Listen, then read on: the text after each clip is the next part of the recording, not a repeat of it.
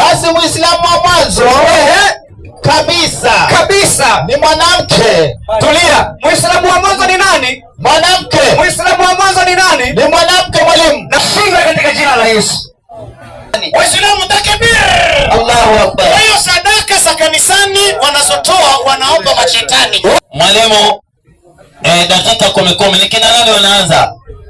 Ni hawa ni huyu shemeji yangu ndo anakuja. Haya, dakika 10. Angalia time hapo. Haya, asante sana. Sasa ninyi Waislamu, kwa sababu hiyo kweli kabisa. Huyu jamaa mnamuelewa huyu? Huyu jamaa mnamuelewa huyu? Huyu jamaa mnamuelewa huyu? Sana na Waislamu hata amenyamaza. Yaani hawakuelewa chochote. Mada yetu inasema kati ya Waislamu na Wakristo kina nani wanashirikiana na majini? Si kweli mwalimu? Ni kweli kabisa. Nikauliza andiko tolewe ndani ya Qur'ani ama ndani ya Biblia kwamba majini ni Wakristo. Ametoa? Hakuna. Andiko letu la sura ya majini ya kwamba majini na Waislamu limesimama. Limesimama. Walisilimu. Lakini akatoa 6:70 Yohana, rudia 6:70 Yohana. Unajua Biblia huwezi kuielewa kama umevaa kanzu na kofia kwa namna ile. Uelewe Biblia. Unafaa uvae kofia, uvae suti vizuri, Biblia utaelewa. Soma hiyo inasemaje? 6:70 Yohana. 6:70 inasemaje? Yesu akawajibu, je, mimi sikuwachagua ninyi thenashara? Anawaambia wanafunzi wake, je, mimi sikuwachagua ninyi 12? Na mmoja wenu ni shetani. Endelea Yuda. Sasa hakumnena Ibilisi, elewa, alimnena Yuda ambaye ni mwana. Na nitakuonyesha kwa nini Yuda aliitwa shetani. Alimnena nani? Yuda. Nifungulie Luka Mtakatifu 22:3. Nikuonyesha kwa nini alinenwa Yuda kwamba ni shetani. Si shetani Ibilisi, lakini ni shetani kwa sababu alikuwa anampinga Yesu. Soma hii. 22:3. Nipigie Luka Mtakatifu. Haraka. Sawa mwalimu, acha nikamate Luka pale nasema. Kwa nini Yuda aliitwa shetani? Soma. Shetani akamwingia Yuda aitwaye Iskariote. Yaani shetani alimuingia nani? Yuda. Kwa hiyo shetani alipomwingia Yuda, Yesu akasema Yuda ni shetani. Lakini Yuda si Ibilisi, ni vile aliingiwa na nani? Na shetani. Ndio akaitwa shetani. Ulikuwa waambie watu hivyo. Shetani anapokuingia utaitwa shetani. Ona, lakini haina maana Ibilisi. Tunapoangalia jini ni Waislamu ama ni Wakristo, hatuongei wa kibinadamu. Tunaangalia majini, yale mashetani. Wewe umevuka, umeenda nje ya mada, unaangalia wanadamu, hatuko kwa wanadamu, tuko kwa majini. Kama wewe unahama mada. Halafu akasema Paulo aliwachukua Hemenaya akawapatia shetani ili wafundishwe wasimtukane Mungu. Hakuelewa hili andiko. Lakini kwa nini Paulo anasema niliwachukua hao watu na wapatia shetani wafundishwe wasimtukane Mungu? Ni kwa sababu wale watu walikuwa wameasi. Ni kwa mfano wewe ni mwasi. Halafu waambiwe asiyefunzwa na mamaye kufunzwa na ulimwengu. Ina maana ulimwengu umekuwa mwalimu. Ina maana kwamba unapofanya maovu katika ulimwengu, wao watakuadhibu wewe. Si eti ulimwengu umekaa kwa darasa na ulimwengu na kufundisha. Huyu anashindwa kuelewa Biblia. Somaji ipo. Lakini mimi nataka hebu soma Al-Rahiqul Maktum, iko hapo chini. Nifungulie ukurasa, yani kitabu ya sira ya mtume. Siratul Rasul. Hicho kitabu. Sira ya mtume. Na kitabu hicho kimepewa ushindi nambari 1 Pakistan kwa waandishi bora wa sira ya mtume. Kitabu hicho.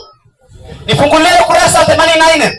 Siku moja Jibril alikwenda kwa Muhammad, akamlaza, akampasua kifua na tukio hili mnalijua Waislamu. Alipompasua kifua chake, alitoa moyo wake katika kile kifua. Akasema hili ni fungu la shetani. Yaani moyo Muhammad ushatolewa na Jibril, halafu anasema hii ni fungu ya shetani. Kimaanisha kwamba moyo wa Muhammad wenyewe ulikuwa na nini? Soma hiyo hadithi haraka haraka. Inasemaje? Wakati huo ndipo lilipotukia tukio la nini? La kupasuliwa kwa kifua chake. Mtume uendelea. Amepokea kutoka kwa Anas. Ni hadithi hiyo Kwa Jibrili alimwendea mjumbe wa Mwenyezi Mungu. Jibrili alimwendea Muhammad. Endelea. Ya kuwa anacheza pamoja na watoto wengine. Muhammad alikuwa anacheza na watoto wengine akiwa mtoto mdogo kabisa. Endelea. Akamchukua na kumlaza chini. Jibrili akamchukua akamlaza Muhammad chini, kisha akampasua kifua chake. Kisha Jibril akapasua kifua cha Muhammad. Endelea. Akatoa moyo katika huo moyo, akatoa moyo wa Muhammad ndani ya kifua chake, katika huo moyo akatoa pande la damu, akatoa pande la damu na kusema, Jibril alayhi salamu akasemaje? hili ni fungu la shetani kwako. Eti hili ni fungu la nini? La shetani kwako. Na ule ulikuwa ni moyo wa Muhammad. Kwa hivyo ulikuwa na fungu la nini? La shetani. Sasa kama mtume moyo wake ulikuwa na fungu la shetani, nyinyi mtaepukana na mashetani. Mtaepukana na mashetani. Sio ni kitabu cha siri ya mtume ama ni cha Kikristo cha kitabu? Hebu inacho sio cha Kiislamu. Hiki ni kinasema mara Muhammad ulikuwa na fungu la nini? La shetani. Ni Mkristo ama ni kitabu chenu?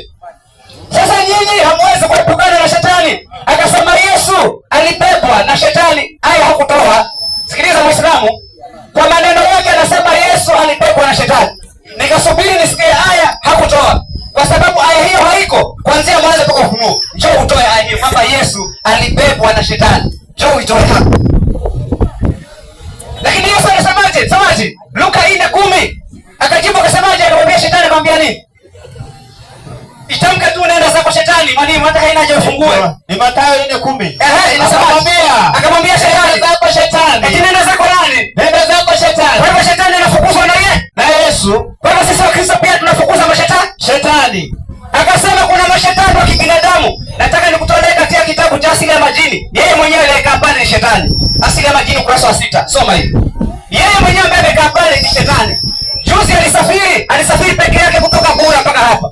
Sasa tumuulize Muhammad, anayesafiri peke yake ni mtu wa namna gani? Inasemaje? Imeelezwa na Ibn Umar katika hadithi iliyohadithiwa na nani? na Ahmad. Safi. Kwa mtume Muhammad amekataza kuhusu upweke. Amekataza kuhusu upweke Muhammad, kwamba mtu asilale peke yake, kwamba mtu asilale peke yake au asafiri peke yake. Ngoja, Muhammad anasema mtu asisafiri peke yake.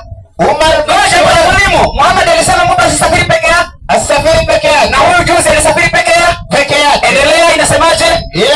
Inasemaje? Asisafiri. Amekataza kuhusu upweke. Endelea mwalimu. Kwamba mtu asilale peke yake. Mtu asilale peke yake. Au asisafiri peke yake. Ama asisafiri peke yake. Shuaib kutoka kwa baba. Ndio. Na kutoka kwa babu yake. Wamepokea kuwa Mtume amesema msafiri aliye peke yake. Semaji, eti usafiri aliye nini? Msafiri aliye peke yake. Na huyu juzi alisafiri peke yake. Endelea. Msafiri aliye peke yake. Msafiri aliye peke yake ni shetani. Ati msafiri aliye peke yake ni nini? Ni shetani. Na huyu juzi alisafiri peke yake. Alisafiri peke yake. Huyu ni shetani. Shinda katika jina la Yesu. Kitabu hicho cha Kiislamu kusafiri. Halafu hao walisafiri wawili peke yao. Endelea hapo chini. Na wasafiri wawili. Wasafiri wawili. Shetani wawili. Eti wasafiri wawili ni shetani wawili. Kwa huyu ni shetani na hao ni mashetani. Kama hapa yanajadiliana na mashetani. Washinda katika jina la Yesu. Wanaoshirikiana na mashetani, wanaoshirikiana na majini kati ya Wakristo na Waislamu ni Waislamu. Yaani kusema ule ukweli. Naomba mwalimu Ustadhi Jilo njoo. Huyu ni mwalimu wa majini, mashetani na makafiri, na hata pia Wakristo pia nao ni sawa. Samahani, ngoja kidogo, atakuja atamalizia mwenyewe. Sawa shekhe, inshallah atamalizia. Assalamu alaikum warahmatullahi wabarakatuh. Wa alaikum salam warahmatullahi wabarakatuh. Hebu Waislamu kunja ngumi kidogo. Koa kidogo. Tena. Takbir. Bado. Hebu kunja ngumi kidogo. Kohoa kidogo. Tena. Takbir. Kidogo imeleta tension. Unajua mimi hutaka namna hiyo kidogo, alafu ndo mambo yakae sawa. Unajua mada ya leo, mwalimu wangu aliyekuja hapa alipiga vizuri sana. Ni watu gani wanashirikiana na majini? Kwanza ndio mada ya leo. Sio majini sijui unajua majini ni viumbe, lakini ni watu gani wanashirikiana na majini? Alafu ndo nimekuambia hawa elimu hawana, wakija mpaka wasome vitabu. Angalia ndio upate kujua mwalimu ana elimu. Alivyokuja hapa hakuna kitabu kingine kagusa, kapiga Qur'ani, Biblia, Qur'ani, Biblia. Njoo kwa Wakristo sasa, asili ya magini, sio Al-Haqqul Maktum, sio hiyo maisha Muhammad, sio nini bana, hujajiamini bwana wewe.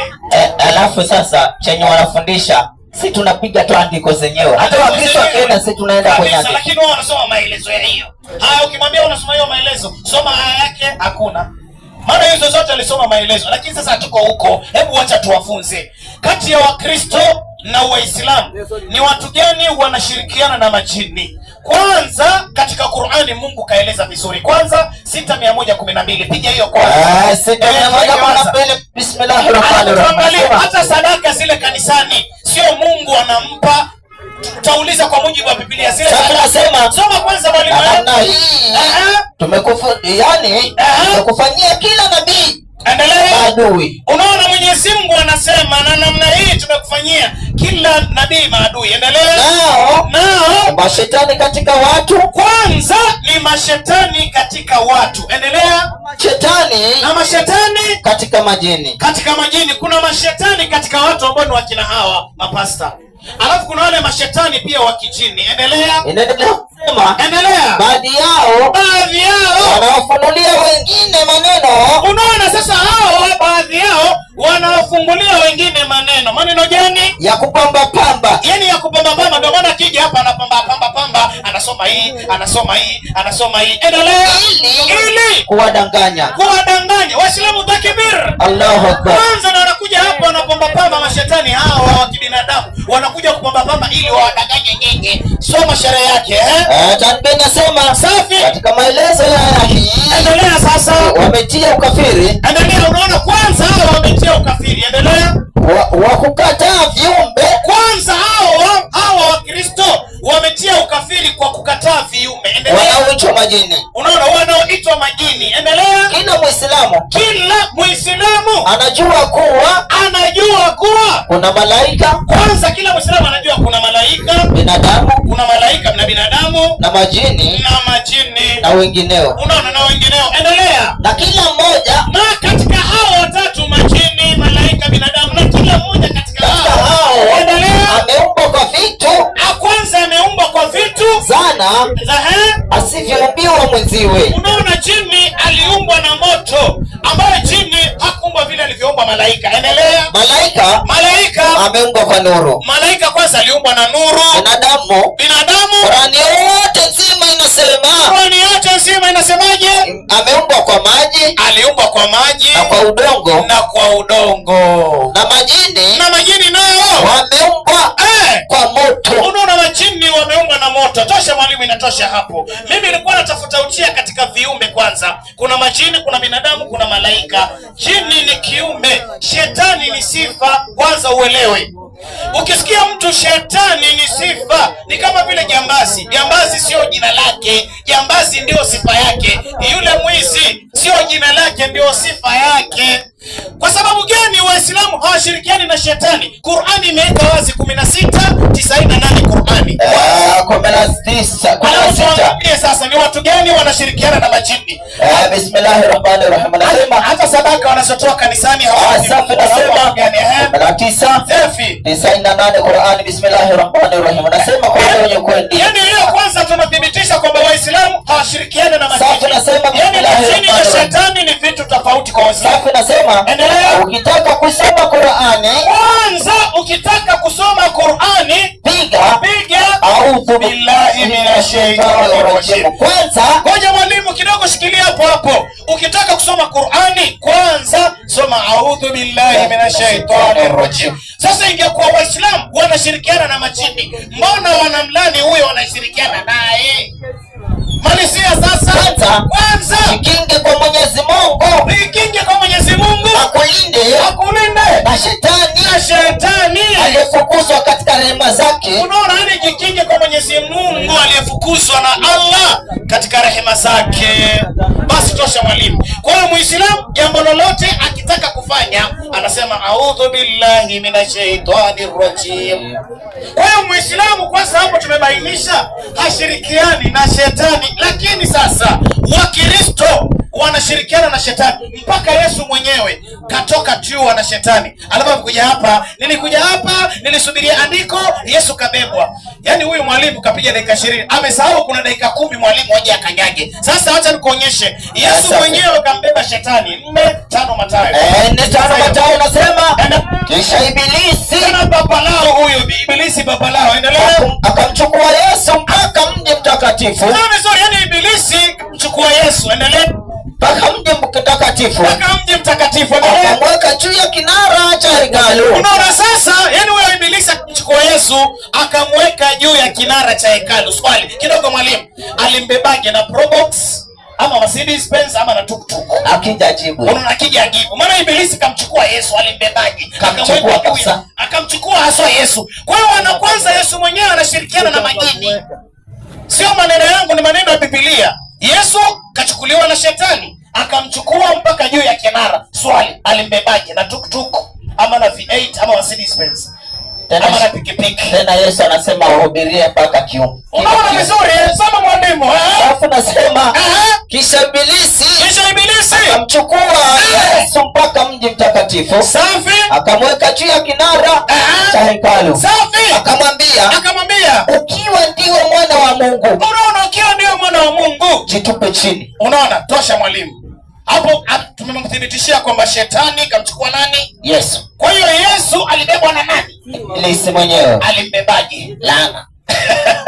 Lakini sasa zile sadaka Wakristo wanazotoa kanisani hawampi Mungu, wanampa nani? Ndio kuonyesha kwa sababu hawa wanashirikiana na mashetani. Sadaka kanisani wanampa nani? Mwalimu, 10:20 wa Korintho wa kwanza. 10:20 wa Korintho wa kwanza kwa wale wenye kuandika. Kwa nini sadaka wanampa shetani kanisani? 10:20 wa Korintho wa kwanza kwa wale wenye kuandika. Safi nasema. Safi. Sivyo. Lakini vitu vile watoleavyo sadaka. Unaona hivyo vyote ambavyo mnatoa sadaka kanisani, wamtolea nani? Wavitoa kwa nani? Kwa mashetani. Waislamu takbir. Allahu akbar. Kwa hiyo sadaka za kanisani wanazotoa wanaomba mashetani. Wala si kwa Mungu. Waislamu kuja ngumi, koa kidogo, tena takbir. Kwa nini sadaka zinatolewa kanisani? Kwa sababu hawa wanashirikiana na shetani. Kwa nini? Kwa sababu ndani ya kanisa kuna nini mpaka shetani apewe sadaka? Mwalimu, Safari 12. 12 Funuo Yohana nasema, yeye aliyesikia. Sikiza vizuri sasa. Asikie neno hili ambalo Roho yaambia makanisa. Endelea. Kwa kanisa lililoko Pergamo andika. Vizuri na kanisa lililoko Pergamo. Endelea. Haya. Ndio anenaye yeye aliye na huu upanga mwenye makali kiwili. Napajua ukapo. Yani kanisani. Napajua ukapo. Yani kanisani. Ndipo kwenye kiti cha enzi cha shetani. Waislamu takbir. Kwa kanisani kuna nini? Kiti cha enzi cha shetani. Joana kwa hakika kanisani apati faida ile kwa sasa. Kidogo mwalimu. Kwa kwanza ndio unakuta sasa, kwa sababu kanisani kuna shetani, ndio pasa akiingia anasema pepo toka. Wewe unamtoa wapi? Nani nyumba yake? Yaani ndio estate hapo. Ndio estate. Yaani ndio estate yake, unaambia pepo toka kwa jina la Yesu. Sakaraba bushindo riko sakaraba bashalalai. Shamba la mananasi mama yelo. Nini hiyo sasa? Wewe unamfukuza wapi? Nani nyumba yake? Ndio unakuta sasa kanisani humo ambayo wanamtolea shetani sadaka wanapata vipi? Mwalimu, 11:17 Korintho wa kwanza. 11:17 Korintho wa kwanza nasema, kanisani huko. Lakini katika kuagiza haya si wasifu ya kwamba tunakusanyika si kwa faida, bali kwa hasara. Wapi huko? Kwa maana kwanza kukutanikapo kanisani. Waislamu takbir. Allahu akbar. Kwa kanisani kuna hasara, ndio kiti cha enzi cha nani? Cha shetani. Waislamu takbir. Allahu akbar. Uliza swali kabisa, swali nzuri. Waislamu, Takbir. Allahu Akbar. Unajua Biblia inasema ya kwamba haleluya, Yesu ni Bwana. Tufunga macho tuombe. Baba, tunakushukuru ya kwamba hizi nyama za ngamia ni kidogo, wageni ni wengi hapo nje, tutaibika siku ya leo. Nyama ni kidogo, sukari hakuna kwa chai. Tunakuomba ya kwamba kama mnamlazimisha Mungu,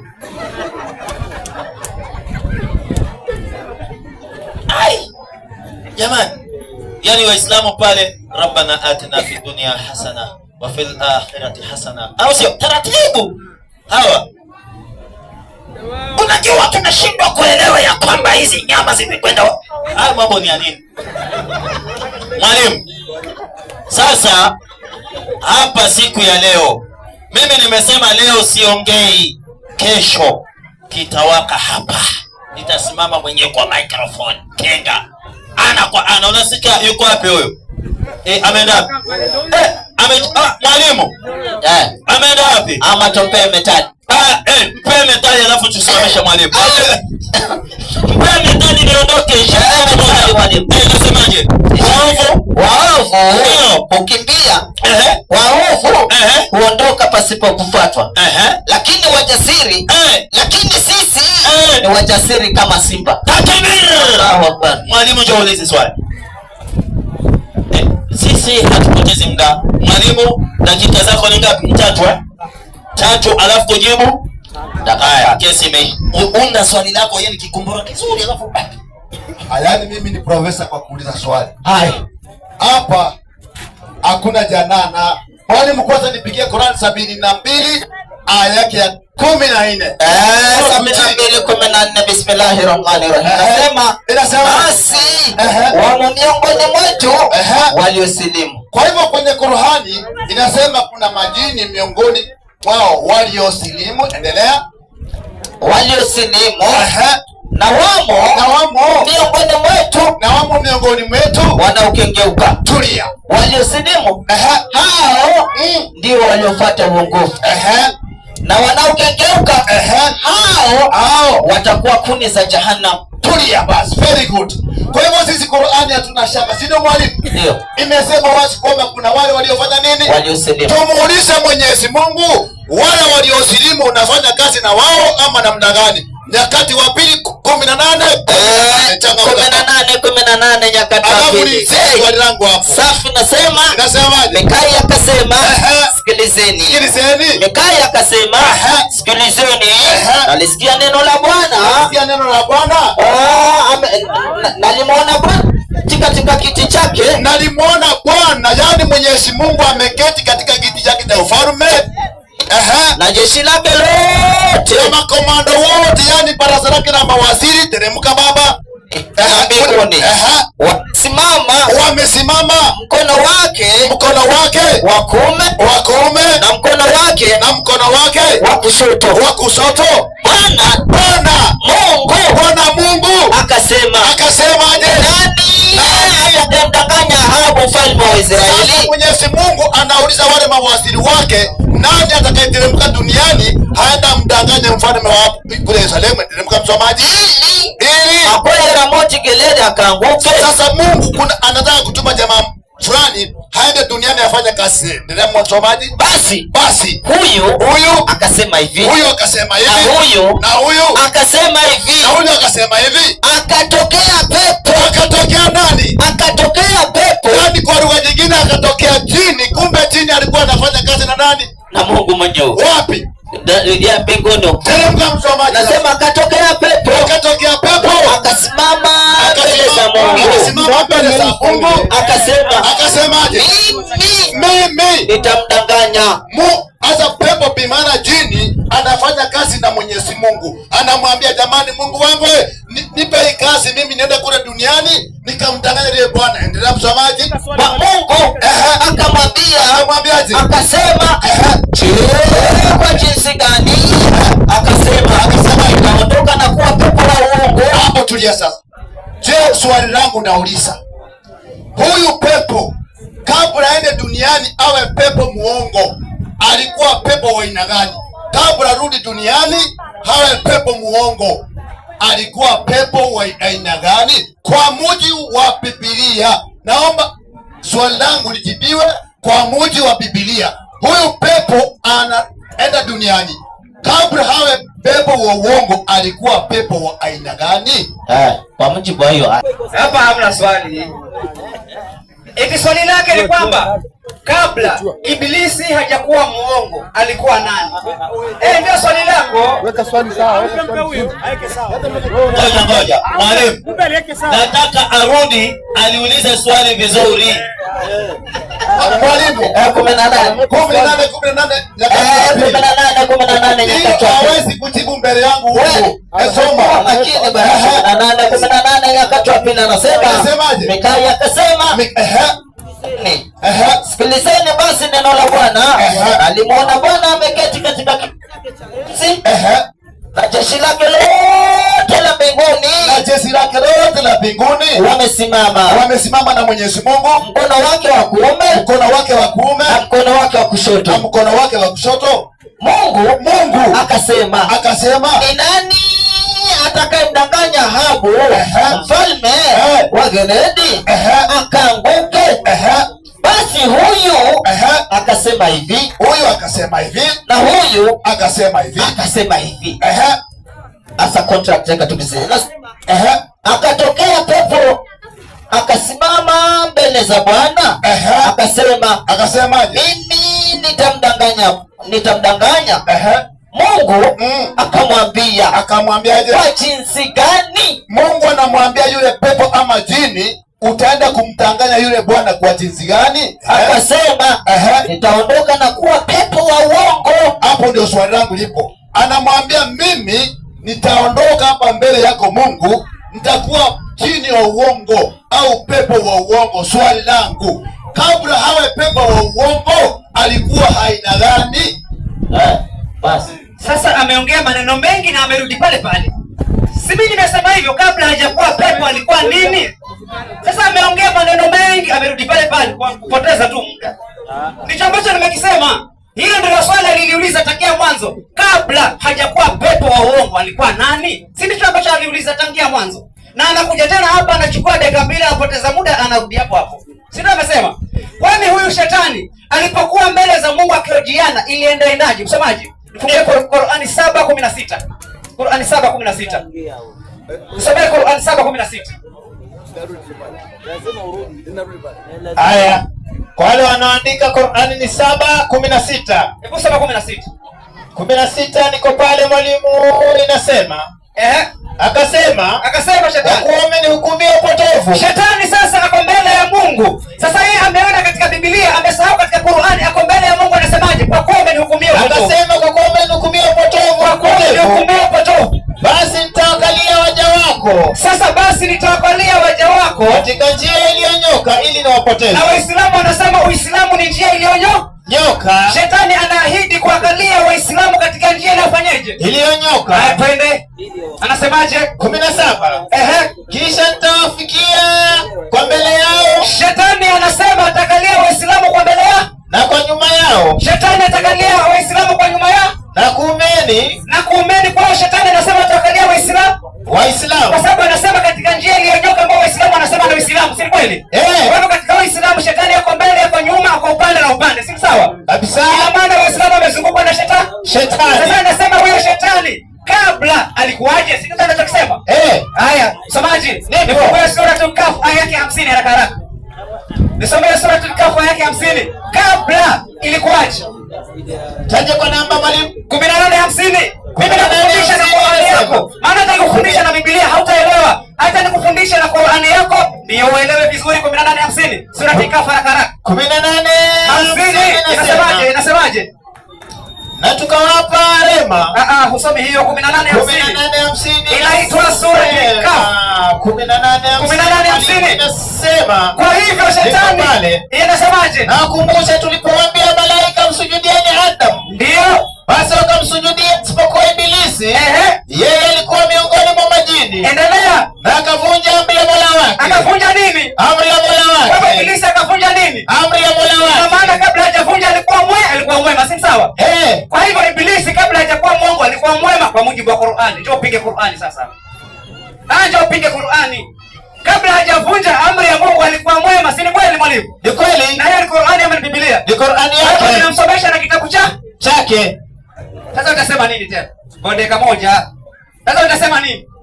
Mimi Waislamu hamtanisumbua kufungua Biblia wakati Qur'ani yenu iko hapa. Na kutia chuoni na kitabu chenu.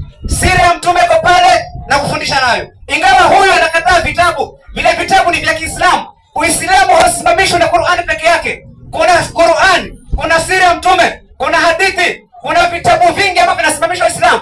Ikiwemo pia kuna kitabu kinaitwa kitabu cha fiqh. Hicho pia kinasimamisha Uislamu. Ukisema Qur'ani peke yake ndio inasimamisha na Uislamu, wewe utakuwa huelewi Uislamu umeanza vipi na unakoma vipi. Angalau Biblia ndio inasimamisha Ukristo. Qur'ani peke yake haiwezi kusimamisha Uislamu. Aje apinge bwana wa Uislamu hapo. Uislamu tumeusoma, tunaujua, hakuna yeyote anaweza kubadilisha na hiyo dini. Tunaielewa vizuri sana. Njoo. Mwalimu barikiwe. Asante sana. Yaani mimi kuna kitu moja ushangaa na huyo bwana. Mimi nimemuuliza kuhusu nyanya, anaanza kunijibu mahindi. Mimi nimekuuliza Mungu jeshi lake lilikuwa ni majini ama pepo, ndio alikuwa anafanya kazi na wao. Sasa moja katika ile pepo ama yule jini Mungu ndio anamtuma, sio yeye anaenda kuasi. Mungu ndio anampa kazi tena ndani ya Biblia. Anapewa contract na Mungu mwenyewe. Anamwambia nenda duniani wewe. Na kule unaambiwa usidanganye, hapa Mungu mwenyewe anapeana contract. Mungu anapeana contract kwa yule jini ama yule pepo. Hapo nikakuulia yule pepo yule alikuwa pale na Mungu. Maana yake walikuwa ni wengi. Yule mmoja yule kabla hajakuwa wa uongo, hali yake ilikuwa akiwa mbele ya Mungu, wakiwa na Mungu pale. Kwa Biblia alikuwa aina gani? Mara kulikuwa na malaika, mara katika Qur'ani 7:12 tawakali. Kwanza mwalimu akasema Qur'ani 7:12 kwamba tawakalia nyuma yao. Safi na soma. Bismillahirrahmanirrahim. Acha umeingia chuo akasema hukumia upotofu, yani upotofu, basi tawakalia waja wako katika njia iliyonyoka ili niwapoteze. Kisha nitawafikia mbele yao na nyuma yao. Kila mtu atale mtu endelea. Yani mbele yao na nyuma yao na kulia kwao na kushoto kwao. Alama gani hiyo? Msalaba huo. Wanaotumia msalaba kina nani? Kristo. Wanaotumia msalaba kina nani? Wa Kristo. Yaani wanachukua ngao ya shetani wanaweka ndani ya kanisa. Mwalimu, sasa nasema kisha mbele yao na nyuma yao na kushotoni kwao na kulia kwao. Hiyo ni alama gani? Msalaba. Alama ya watu gani? Kanisani. Kwa hivyo ukiona Wakristo wote bi maana wao ni watu gani? Wa shetani mwenyewe. Watu gani mwalimu? Wa shetani. Nanda 40 na ngapi? Yohana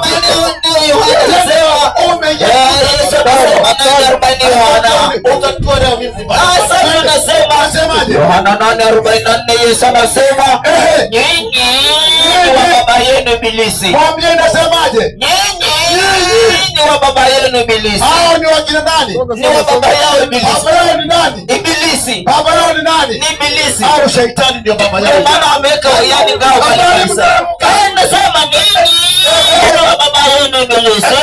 Tamaa za baba yenu hizo mpendazo kuzitenda. Baba.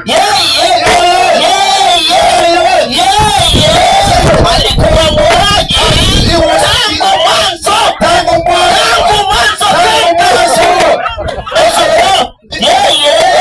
Alikuwa muuaji tangu mwanzo. Na kweli ndani yake. Asemapo uongo shetani konda. Asemapo uongo shetani. Hivyo ndivyo mtenda nyinyi. Baba yenu ni Ibilisi hapa. Leo kataa Biblia yenu hapa.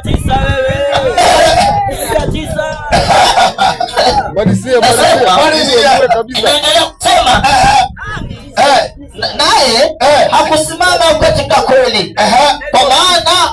Kwa maana mwalimu bado mjua baba. Wanasema 14 shuka chini 9 hapo, piga 9 hapo chini. Aya, mwalimu tulia kwanza. Tulia kwanza. Kabla tufika 9:14 hiyo, mimi nataka kwanza nimalizie hapa. Wallahi watu kwa Waislamu hao wenzetu hawana kitu hawa. Hao weupe Waislamu kuja ngumi. Waislamu sisi ndio madaktari.